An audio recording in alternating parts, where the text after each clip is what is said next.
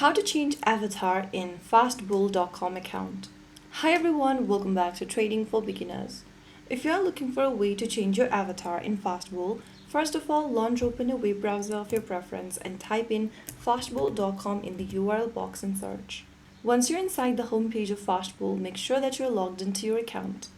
After signing in, go ahead and click on your current avatar at the top left corner and click on Account Settings from the bottom menu.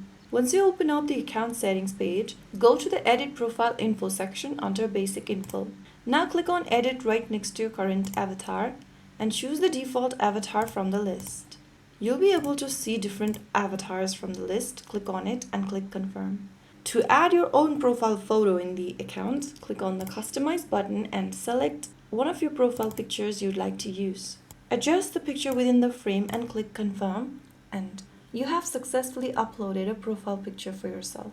Click on Confirm and you've done it. Now after uploading your profile picture, don't forget to save it. Scroll all the way down and click on Confirm, and you have successfully changed your profile avatar in FastBull. So that's how it's done. If you found the video helpful, don't forget to like, share and subscribe to our channel. I will see you again in the next episode. Stay tuned and thanks for watching.